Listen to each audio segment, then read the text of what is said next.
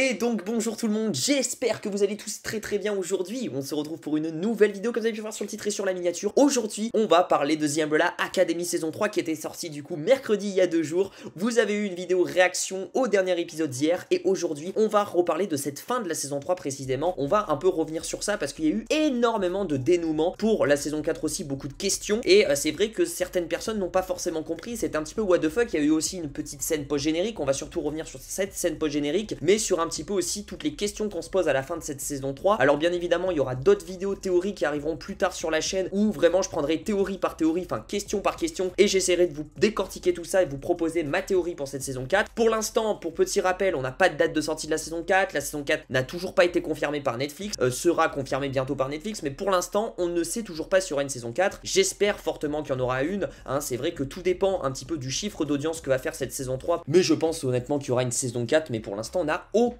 information là-dessus. Donc pour recontextualiser un petit peu la fin de cette saison 3, parce que oui il y a eu énormément de choses qui se sont passées, on comprend les plans du coup du père Reginald qui révèle alors que les oublis de l'hôtel étaient en effet une machine utilisée pour construire l'univers, et donc on comprend que c'est lui la source de l'univers et que du coup il se sert de ses enfants pour recréer le monde qu'il a détruit. Donc chacun de ses enfants se met sur une étoile parmi les 7 et le père commence à rebooter tout avec la machine, et là on voit que les enfants sont en train de mourir clairement, mais Allison elle n'était pas présente sur une étoile et du coup suite à ça voit vraiment ses frères et sœurs mourir, donc décide de tuer le père pour l'arrêter. Mais cependant du coup elle décide d'appuyer juste après sur le mystérieux bouton rouge et soudain un grand changement, et elle retrouve dans sa maison sa fille Claire dans sa chambre qui la reconnaît, ainsi que son mari Ray qui était également présent dans la maison. Sauf que là c'est incompréhensible parce que effectivement ces deux personnages sont morts dans les années 90-60, et quant au reste de l'équipe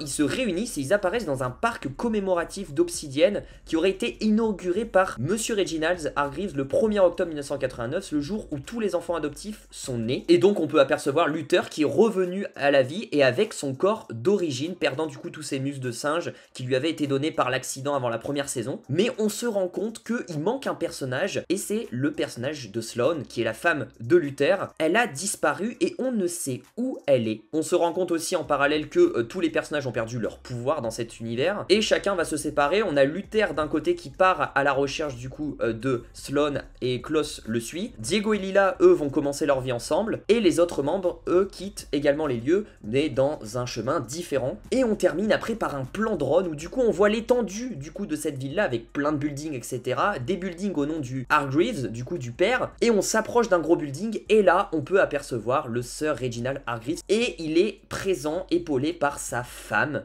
qui s'appelle Abigail et qui dans la chronologie principale était gelée et maintenant bien et bien vivant à ses côté. Donc déjà pour le cas Allison, on va en revenir rapidement, mais je pense que du coup c'est suite, peut-être qu'elle est toujours vivante, mais c'est suite du coup au pacte qu'elle a fait avec du coup le père Reginald, où certainement le pacte était tu me ramènes les frères et sœurs à l'hôtel Oblivion, mais en échange je te fais retrouver ta famille. Allison a certainement accepté ce deal et du coup c'est pour ça qu'elle retrouve sa famille. Donc elle est toujours vivante, mais à quelque part d'autre du coup sur cette terre. Et après la question c'est est-ce qu'elle va retrouver plus tard ses frères et sœurs dans la saison 4? Je pense que oui, forcément. Et la question aussi, c'est comment ils ont pu perdre leur pouvoir. Alors, il y a plusieurs théories. Il y a une première théorie, c'est dû à la machine. Le fait qu'ils aient activé la machine et qu'ils aient reboot un petit peu tout ça, c'est comme si c'était reboot eux-mêmes. Donc, du coup, c'est comme s'ils sont devenus des humains sans pouvoir. Donc, c'est peut-être pour ça qu'ils ont perdu leur pouvoir. Ou une deuxième solution, c'est peut-être Monsieur Reginald Hargreaves qui est derrière tout ça aussi et qui a fait que, du coup, ils aient perdu leur pouvoir. J'en sais rien. On reparlera de cette fameuse question autour du cas Sloane. Où est-elle? On en refera une vidéo vraiment à part parce que là, c'est la plus grosse question honnêtement. Et je voulais me concentrer pour terminer sur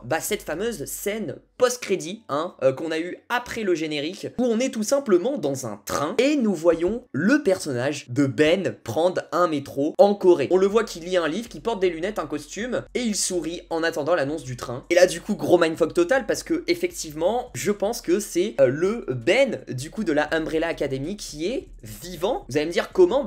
Je pense que c'est dû au fait que du coup le Sir Reginald Hargreaves autorise avec sa machine à reboot l'univers, à reboot le temps, tout l'espace-temps, etc. Donc ça pourrait être très bien le Ben du coup de la Umbrella Academy. Une autre théorie disait que du coup ça pourrait être aussi le Ben de la Sparrow Academy essayant de retrouver sa mère natale. Je pense pas personnellement que c'est le Ben de la Sparrow Academy, sachant qu'on l'a vu avec les autres membres de l'Umbrella Academy juste avant. Après, la question qu'il faut se poser justement sur cette scène post-crédit, du coup sur le Ben de l'Umbrella Academy, c'est est-ce que du coup il a des souvenirs, est-ce qu'il se rappelle du coup de ses autres frères et sœurs de l'Umbrella Academy, ou est-ce que du coup on lui a reboot le cerveau, parce que ça peut être possible. Ça m'a l'air d'être aussi un personnage lambda du coup dans ce nouvel univers. Est-ce qu'il est au courant de tout ça, est-ce qu'il a une autre famille, enfin ça c'est des questions aussi. Moi je pense que dans cette saison 4 du coup, certes on va revoir ce Ben là, mais pour moi ben il aura peut-être pas de souvenirs et pas d'interaction avec les autres membres de l'Umbrella Academy, et du coup il ne connaîtra pas ces membres là. Et du coup je pense que dans cet nouvel univers là, les Umbrella n'ont jamais été adoptés, et ils ont donc grandi là où ils sont nés. Et du coup je pense qu'il y aurait des doubles de tous les frères et sœurs dans cette réalité là. Donc ça expliquerait pourquoi on aurait 2 Ben, on pourrait avoir 2 Allison, 2 Klaus, ça serait incroyable. Bon après niveau visuel, effets spéciaux ça va être un peu compliqué, parce que c'est toujours chiant niveau effets spéciaux de faire 2 clones dans des mêmes scènes. Mais je pense que c'est le plus probable qu'on ait du coup des sosies en fait, c'est-à-dire qu'on ait les personnages natifs, donc on a déjà peut-être une team installée dans cet univers là avec une Allison, avec un Victor, avec déjà un Diego, etc. Et l'Umbrella Academy, eux, viennent comme s'ils venaient d'arriver d'un autre univers. Donc du coup, ils vont certainement rencontrer leur double, c'est ce qu'on appelle le multiverse. Donc la question c'est, est-ce qu'ils vont être en interaction avec leur double, est-ce qu'ils vont jamais les voir, est-ce que du coup leur clone, leur double du coup des Umbrella, ben ils ont des pouvoirs dans cet univers là, est-ce qu'ils ont des pouvoirs ou pas? Ça serait ouf de se dire que du coup leurs doubles ont des pouvoirs dans cet univers et que eux du coup ont perdu leur pouvoir, vous voyez ce que je veux dire? Ça pourrait être intéressant au niveau scénario, mais du coup voilà, je voulais rebondir sur cette fin et surtout sur cette scène post-crédit pour du coup dire oui que c'est le Ben du coup de cet univers, mais qu'à aucun moment il va connaître l'Umbrella Academy, hein, parce que l'Umbrella Academy vient d'un autre univers, donc c'est pas le Ben de l'Umbrella Academy, si vous voyez ce que je veux dire. Mais je trouve que la scène est bien mise parce que c'est vrai qu'au départ je me suis dit attends what? Et il y a moyen de faire une saison 4 de fou furieux. Bref, voilà, je voulais revenir sur cette fin de cette saison 3 et de vous expliquer un petit peu moi mon ressenti, comment je l'ai vu, et un petit peu comment expliquer cette scène post-crédit et ces questions qu'on se pose à la fin de cette saison 3. Alors comme je vous ai dit, je ferai une vidéo spéciale pour le personnage de Sloan parce que là c'est un peu plus complexe et on va un peu plus rentrer dans le détail, etc. parce que je vous avoue je suis un peu paumé sur cette question. Mais si vous avez des théories sur la saison 4, dites-le moi dans les commentaires, je manquerai pas d'y répondre. Voilà, je voulais revenir sur ça. N'oubliez pas de me suivre sur Instagram si vous voulez ne rien rater des news en exclu sur la chaîne YouTube, et si vous voulez me poser des questions directement sur Instagram, c'est là où je suis le plus actif. Et je vous dis du coup à très vite pour de prochaines vidéos, je vous fais plein de bisous, prenez soin de vous, ciao ciao.